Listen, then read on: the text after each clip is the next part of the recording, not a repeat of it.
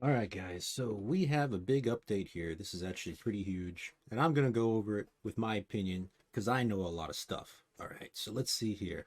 Various client optimizations, whatever that means. Added new voice lines for playable scavs similar to help, command, health status, reaction, contact, enemy, and team status lines for PMCs. So basically, I'm not sure because I haven't seen the menu yet, but what that means is that there's going to be a radio menu with all the categories that you can select as you typically under PMC, but there's also going to be subcategories. So you're going to be able to say things like good work, bad work, uh, hold your fire, and all the sub selections that you typically get from the PMC menu, but maybe a little more limited.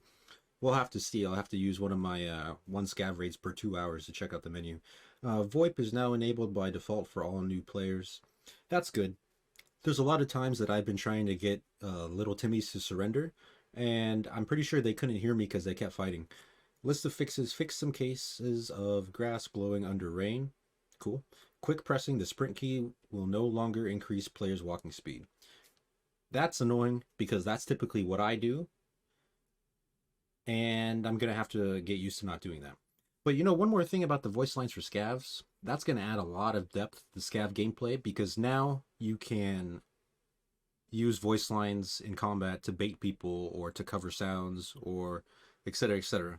Even though now that VoIP's enabled, it's now that VoIP's in as a whole, it's less important. But anyways, temporary bans at the flea market now correctly reset over time without the need to restart the game.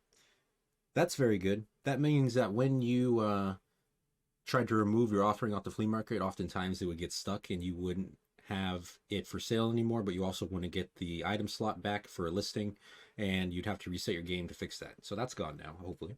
Fix the incorrect Bitcoin farming time display with the generator turned off after restarting the game.